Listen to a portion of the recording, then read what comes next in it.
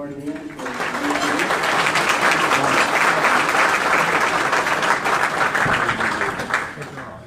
So this is the part of the meeting where I get really nervous. The governor's sitting right there.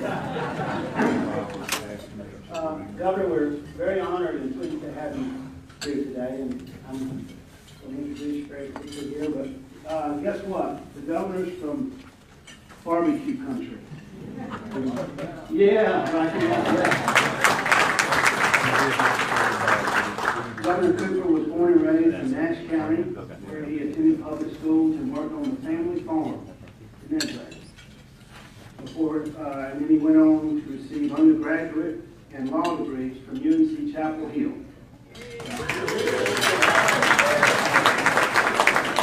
I knew a bunch of y'all would do that.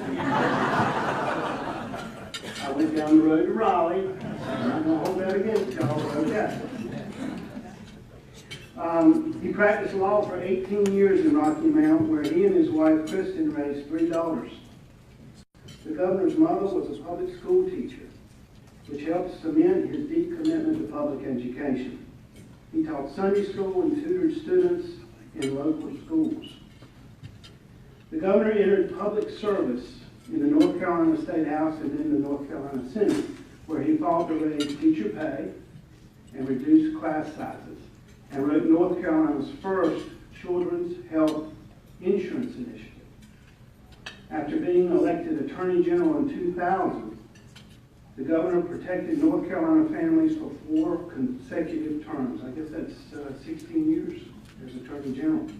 He oversaw a sharp decrease in crime and fought for consumers by advocating for lower utility rates and putting predatory lenders out of business. As North Carolina's 75th governor, Mr. Cooper is working to make lasting investments in our future.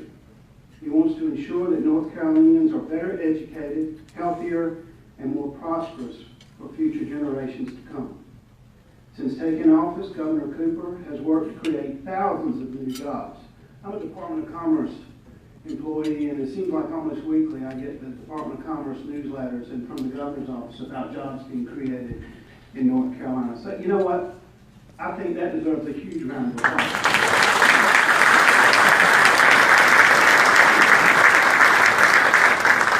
You are the Outer Banks business community here, and we need to recognize what the folks around here are trying to do, and the governor's doing a wonderful job in that aspect. He is focused on boosting public education, tackling the opioid crisis, revitalizing rural communities, and making sure North Carolinians have the training to fill better paying jobs that require more skills. Governor Cooper has also underscored the need for continued recovery funding and work after Hurricane Matthew devastated parts of our state. He is committed to ensuring that state government looks like the people it represents, and he has appointed the most diverse cabinet in North Carolina history. Governor Cooper believes that when we work together, we can build a North Carolina that works for everyone. Ladies and gentlemen, Governor Roy Cooper.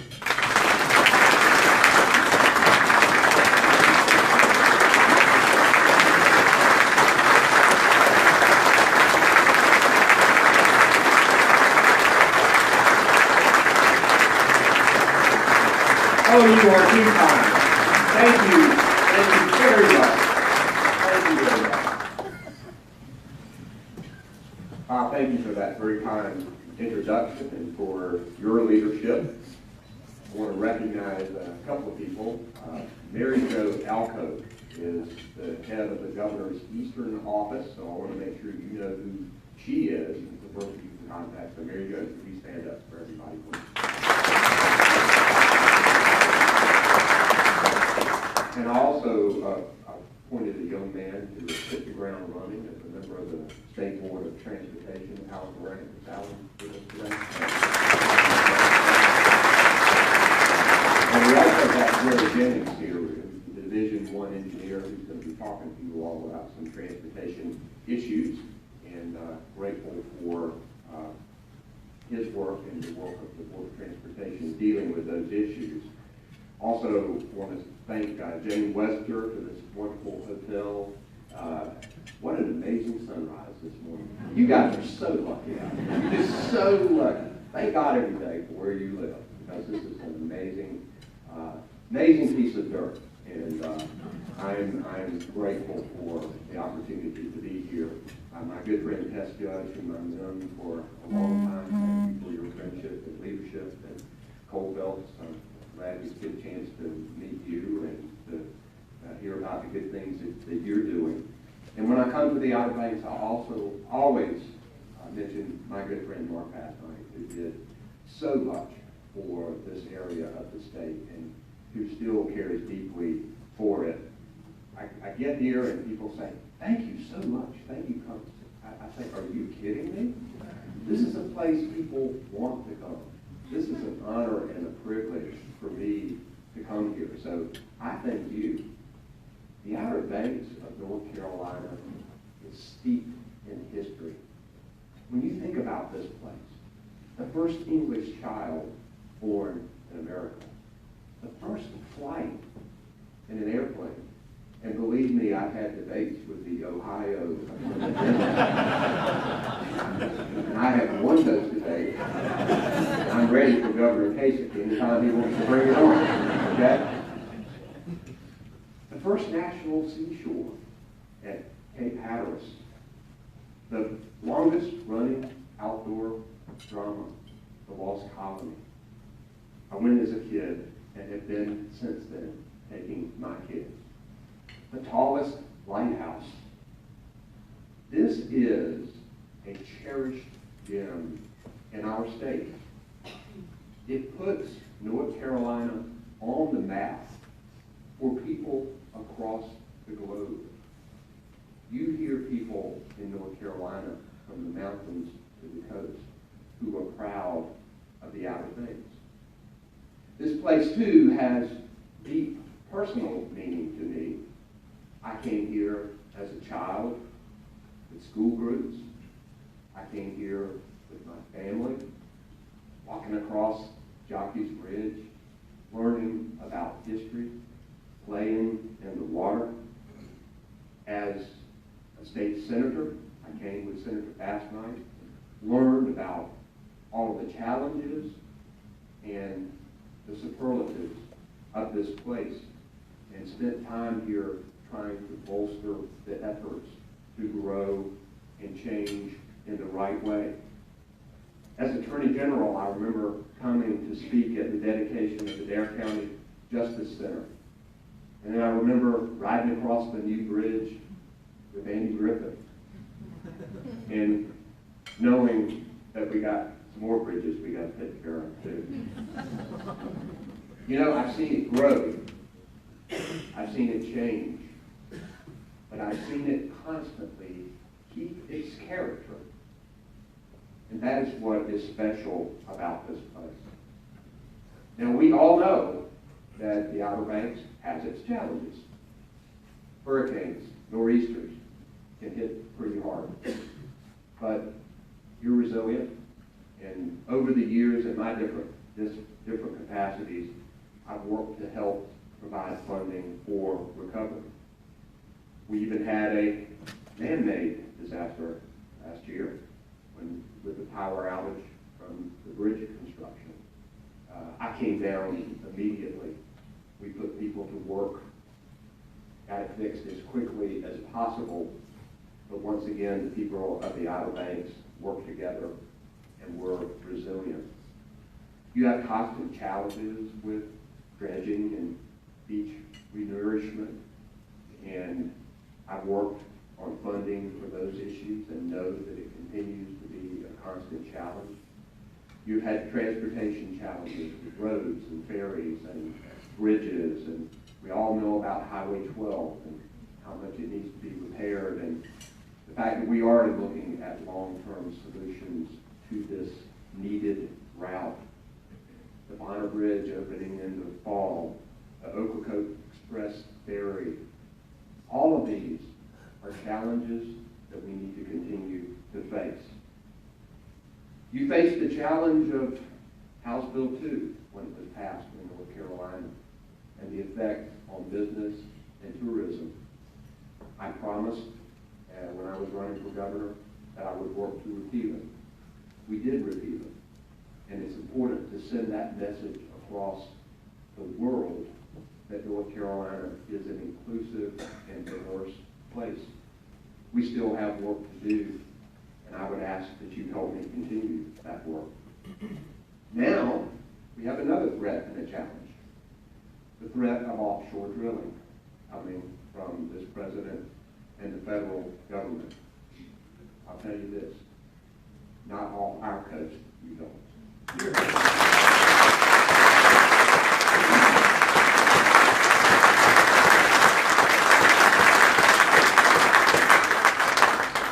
Over $3 billion in tourism money, over 30,000 jobs related to tourism, recreational and commercial fishermen, 300 miles of coastline, 22 barrier islands, many of them sensitive.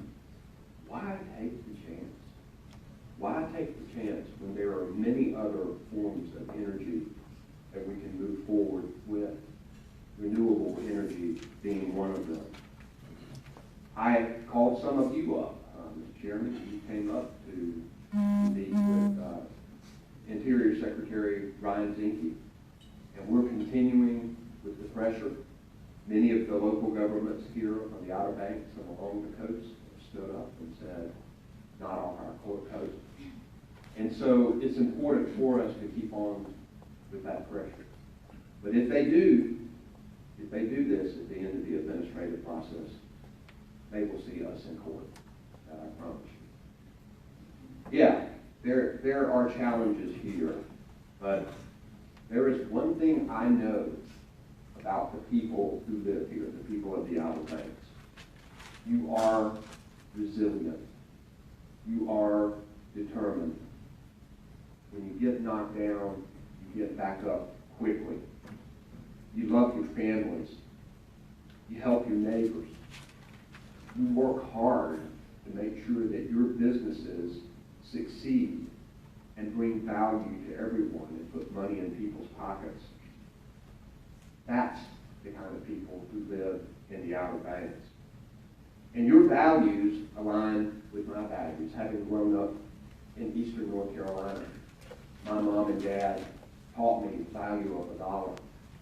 They taught me hard work on the farm every summer until I went to college. I learned about the hard work and the determination, and that I really wanted a job in air conditioning growing up. Grateful for that.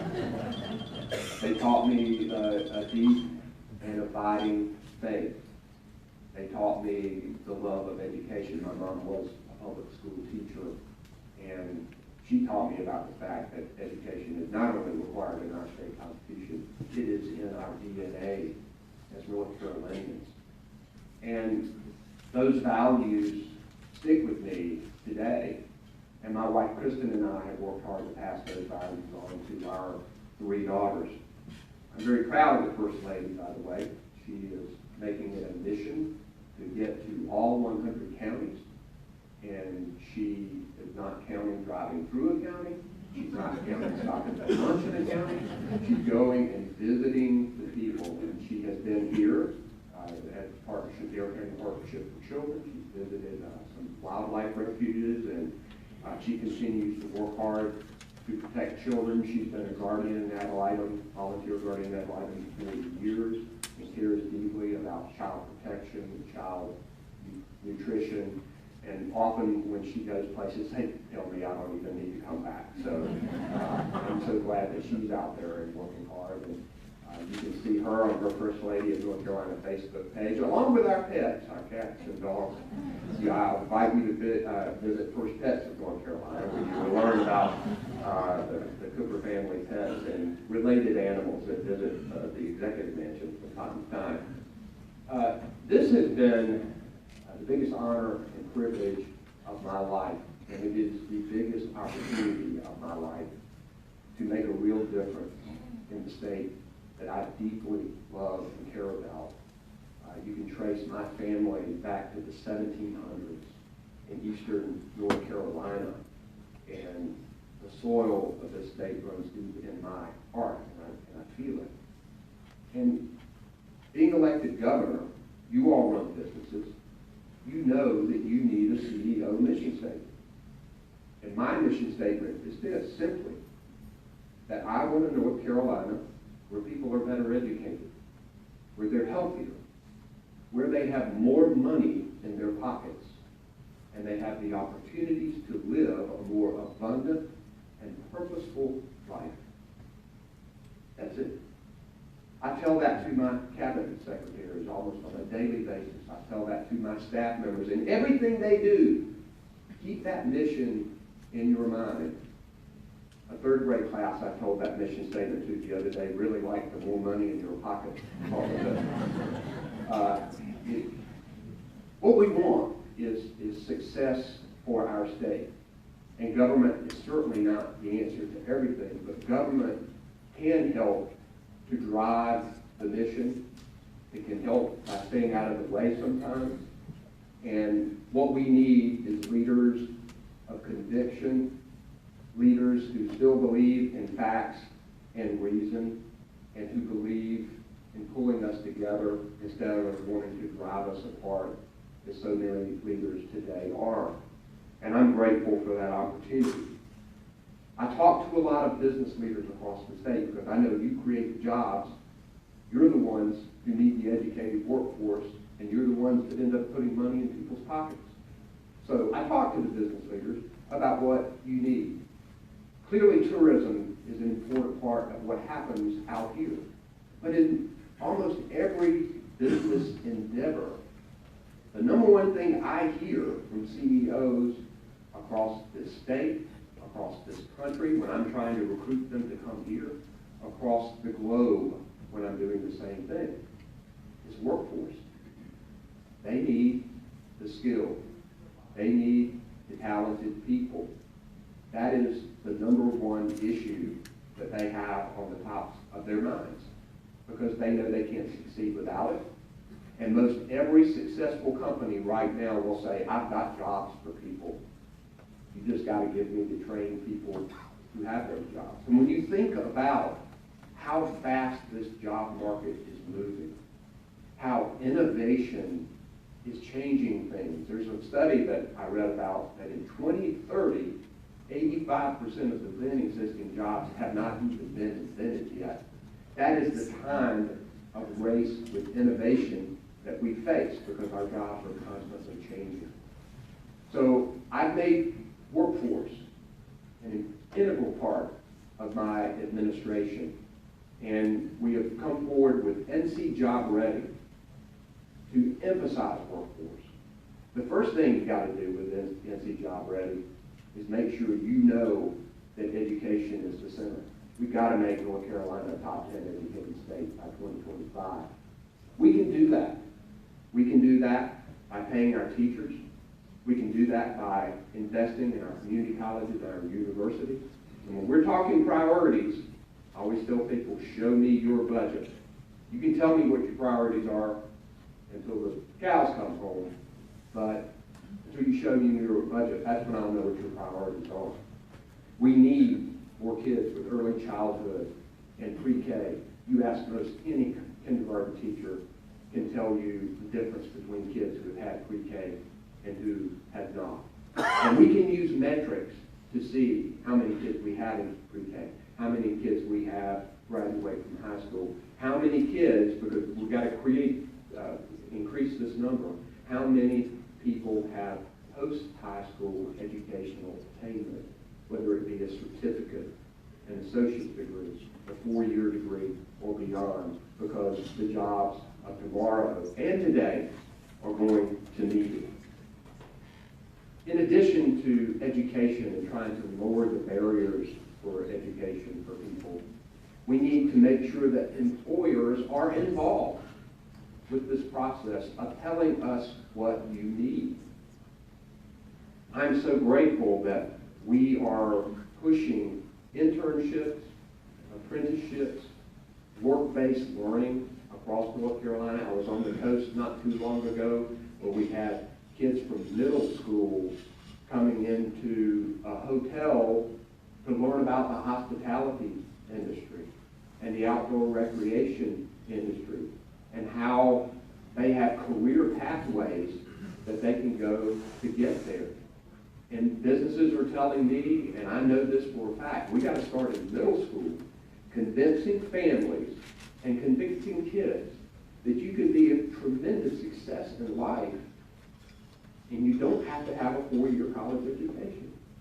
There are certifications, there are other educational attainments that you can achieve and get great paying jobs. And we need to encourage people to go into healthcare and nursing. We, in fact, have identified 27 career pathways where you're pretty much guaranteed a job. And that's important. When I am recruiting companies, I need to tell them that we've got a great workforce. And you know what these companies are looking for? They're looking for talent. They look at our great universities. They're looking at training and education and skills, and they look at our great community colleges. You have the College of Albemarle here that is doing great work with our businesses. And they know about what is necessary for a well-trained workforce. And I tell, they're also looking for diversity. And when I tell them we have more historically black colleges and universities than any other state in the country, when I tell them that we're #1 in the country, North Carolina is #1 in the country for women in the tech workforce, that is appealing to these companies when I ask them to come to North Carolina. So I'm grateful for that. And finally, we need local innovation in NC Job Ready. Every area is different. You're aiming for a different kind of workforce than maybe Durham is. And so we need to rely on the innovation that occurs here. I also want to touch on a couple of things, and then I'll close it out. But I also know that we need a healthy workforce. That I know that when people are sick, that it drives down the economy. And when we have the kind of coverage gap that we do in North Carolina, we have to close it. I often tell chambers of commerce that I have an idea of how we can get a $3.5 to $4 billion capital investment in North Carolina from an investment that it would create 43,000 good paying jobs over the next 5 years. And it would work to level out or to help to bring down or stop the increases of private health insurance rates, because we would reduce the indigent population if we would just say yes to Medicaid expansion. We have, I've talked to the CEOs of the major hospitals. They're going to provide North Carolina's match. So we're talking no state tax dollars, and we're talking about billions of dollars going into other states to keep other people healthy. And the people you would be insuring with Medicaid expansion are working North Carolinians. I've had them come up and talk to me. They're making too much to qualify for Medicaid, but often that's $24,000, $25,000, $26,000 a year. They don't want to stop working. They don't want to try to get under the number. Let's raise it a bit and give them the help that they need to get covered. Let's improve our economy, help our rural hospitals. You go out to the hospital and ask them what Medicaid expansion would do for the economy, and it is money that has already been approved. It's an issue that has been decided. All we have to do is say yes. We're working on getting leaders in the North Carolina legislature who will help with that effort. And I think also we need to remember about mental health and substance use disorder. The opioid crisis is real. It is hitting families. We're losing lives. Businesses are losing work productivity. Law enforcement is coming to recognize there is no way you can arrest your way out of this problem. We have to get quality treatment to reduce the demand. We got to go after the drug kingpins. We got to go after the cartels, and we got to hit them hard. But at the same time, we've got to reduce the demand. We have an action plan on fighting opioid addiction. I would, you can go to our website and look at it. But what we're doing is trying to reduce the amount of prescription drugs, and we're trying to provide treatment to people and prevention, and I think it will be critically important to the health of our state and the welfare of our state. I want to thank you for what you do every day. Thank you for the jobs that you provide. Help me as we go forward to make sure that our state legislature, that our state government, that our cities and towns are projecting to the rest of the states in the country that North Carolina is a welcoming state. Diversity is a strength. We want to bring people to North Carolina and bring their money with them. I want you to help me make sure we have an educated workforce and to put forth your ideas to leaders across this state and in Washington, D.C. about the importance of education and funding education and the effectiveness of education in getting a skilled workforce. And help me make sure that North Carolinians are healthier and more prosperous. Together, we can do this, and together, we can make a North Carolina that works for everyone. And what I'm looking forward to as much as anything is coming back here, if not before this summer with my wife and my 3 daughters, and seeing another sunrise over a beautiful ocean like I saw this morning. Thank you, Outer Banks. Thank you for having me. I'm very grateful.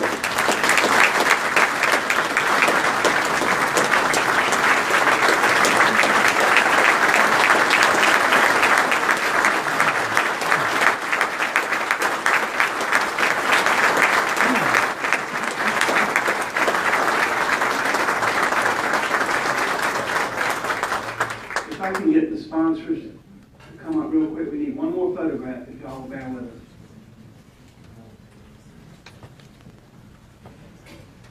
Wasn't that great? Let's do this again. I love the practice.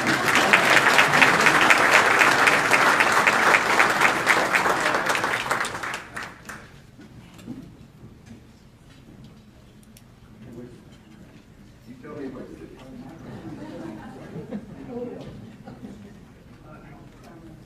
You go into your joke routine.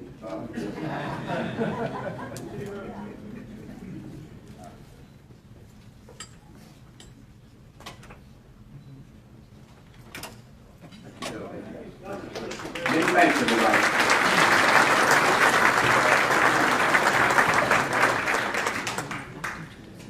You know, I wasn't supposed to be in that picture, but you notice how I slid right on in there? The picture with the governor this morning.